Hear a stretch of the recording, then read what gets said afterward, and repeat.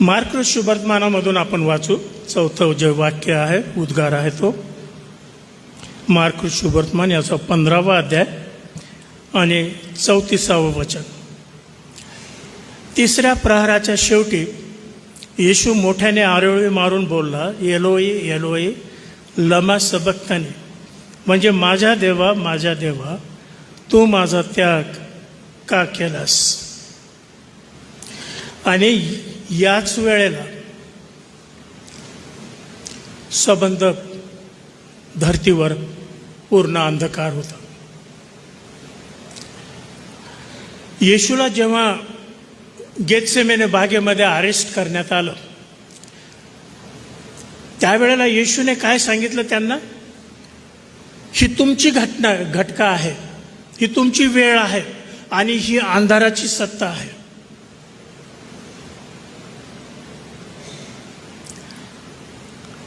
The hour of darkness. हा जो उद्गार आहे, हा उद्गार येशूने जेव्हा पूर्ण अंधकार पसरलेला होता सर्वकडं, तेव्हा तो उद्गारलेला आहे. तर हा अंधकार जो आहे ह्याला नमूद करणं फार महत्वाचं आहे प्रियानं. हा अंधकार उगीचच पडलेला नाही आहे, हा काहीतरी सुचवत आहे, तो कोणत्या तरी गोष्टीचा सूचक आहे.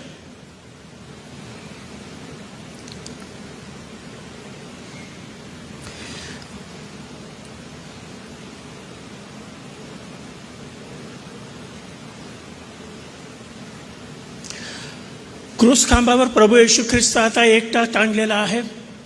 त्याला कोणी मदत करणारं नाही आहे. त्या ठिकाणी देवदूत सुद्धा आलेला नाही. संपूर्ण जगाच्या पापाचं ओझं त्याच्यावर आहे. तो स्वतः त्या पापाचा भार वाहत आहे आणि आपल्यासाठी मध्यस्थी करत आहे. आपल्या पापाची खंडणी तो भरून देत आहे त्याच्या स्वतःच्या जीवाने. आणि आपण थोड्या वेळापूर्वी पाहिलं, येशूने प्रार्थना केली होती गेत्सेमाने बागेमध्ये आदल्या रात्री की हे पित्या, शक्य होईल तर हा प्याला माझपासून तू टळू ठेवू दे. तर हा प्याला काय आहे त्याचं काही प्रमाणात आपल्याला आकलन या ठिकाणी होत आहे की अशा रीतीने ते संपूर्ण जगाचं पाप त्याच्यावर आल्यामुळं प्रत्यक्ष देवपित्याने देखील त्याचं तोंड त्याच्यापासून फिरवलेलं आहे. It was a real punishment for sin. पापाबद्दलचा खरोखर दंड त्याने भोगलेला आहे तुमच्यासाठी आणि माझ्यासाठी. की ज्या वेळेला हे दर्शक कशाचं आहे, अंधकार, की पित्याने आपलं तोंड फिरवलेलं आहे, अंधार पडलेला आहे. त्या ठिकाणी सैतानी शक्तींनी थैमान घातलेलं आहे. या सैतानाला आणि अंधकाराच्या शक्तींना माहीत नाही की देव जो सर्वसामर्थ्यवान पिता आहे तो याच घटकेचा उपयोग त्यांच्या पराभवासाठी घडवून आणणार आहे. They didn't know that. त्यांना माहीत नव्हतं. त्यांना असं वाटलं की आम्ही साधलं आता. लोक थट्टा करू लागले, शास्त्री परुषे, तू ख्रिस्त आहेस ना, मग खाली उतर, मग आम्ही विश्वास ठेवू.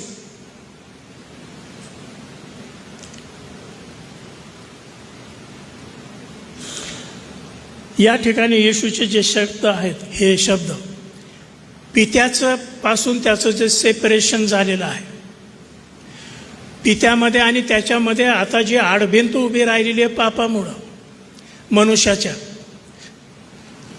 त्याच्या यातनातून वेदनातून हे शब्द उच्चारलेले आहेत. प्रियानो, तू माझा त्याग का केलास. ते येशूला माहीत नव्हतं म्हणून नाही,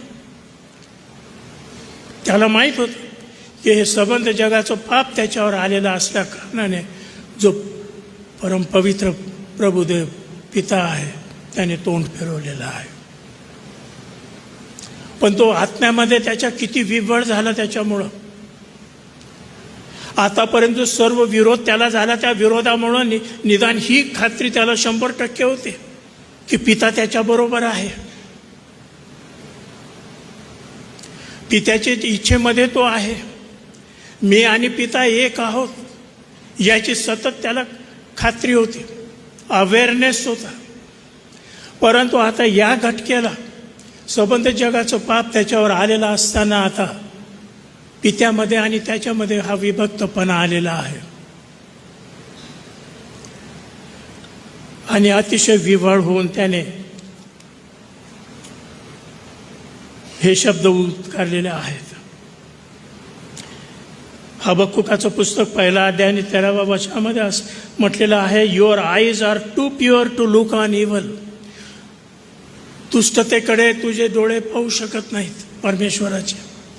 आणि अशा रीतीने जरी प्रभू येशू ख्रिस्त हा पवित्र देवाचा निर्दोष निष्कलंक पाप विरहित पुत्र होता, तरीही सर्व जगाचं पाप त्याच्यावर लादण्यात आलं असल्या कारणाने पित्याने त्याच्यापासून तोंड फिरवलेलं आहे. हा जो क्षण आहे त्याच्या जीवनातला, येशूच्या जीवनातला, हा अगदी शेवटल्या तळाला गेलेला क्षण आहे. This is the worst time of his life, की ज्या ठिकाणी अशा रीतीने पित्याने देखील त्याला अंतर दिलेलं आहे. कशासाठी? हा प्रश्न महत्त्वाचा आहे प्रियांनो. तुमच्या आणि माझ्या पापासाठी, आपल्या पापांची क्षमा व्हावी, आपल्या पापांचं प्रायश्चित्त व्हावं, आपल्या पापांची खंडणी भरून देण्यात यावी, म्हणून त्याने ते सहन केलेलं आहे.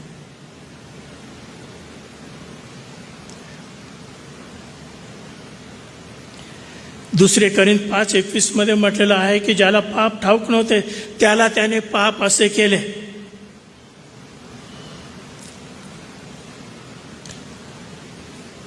प्रभू येशूने तुमच्यासाठी आणि माझ्यासाठी उद्धारासाठी त्याच्या पित्यापासूनचं जे सेपरेशन होतं, विभक्तपणा होता, तो देखील सहन केलेला आहे. आणि म्हणून आता इथून पुढे जर एखादा पापी त्याच्या पापामध्येच मरतो, पश्चाताप न करता तसाच मरतो, तर त्याचं रक्त त्याच्या डोक्यावर आहे. देवाच्या बाजूने जे सर्व करायला पाहिजे होतं ते येशूने केलेलं आहे. तुमचं आणि माझं पाप घेऊन तो त्या ठिकाणी गेलेला आहे. काही वेळापूर्वी आपण एक प्रश्न उपस्थित केला होता की खरोखर आमचं पाप जे आहे ते त्याच्यावर ट्रान्सफर झालं का, त्याने ते घेतलं का? हे एक प्रमाण आहे या ठिकाणी. हे येशूचं 4थं वाक्य, की त्याने म्हटलं की हे देवा तू माझा त्याग का केलास. म्हणजे सर्व जगाचं पाप हे खरोखर त्याच्यावर ट्रान्सफर झालेलं होतं, त्याच्यावर लादण्यात आलेलं होतं. तो त्यांच्यासाठी मध्यस्थी करत होता त्या क्रूसखांबावर. He did not die to himself. तो स्वतःसाठी मरण पावला नाही, तो he died for you and for मी.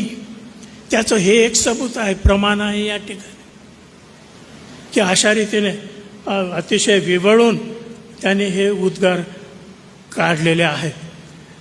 जी पापाची किंमत होती, it was a real price. काहीतरी फक्त काल्पनिक ते नव्हतं, पण खरोखर तुमच्या आणि माझ्या पापांसाठी प्रिय बंधू भगिनींनो, येशूने त्या क्रूस खांबावर आपली किंमत भरून दिलेली आहे.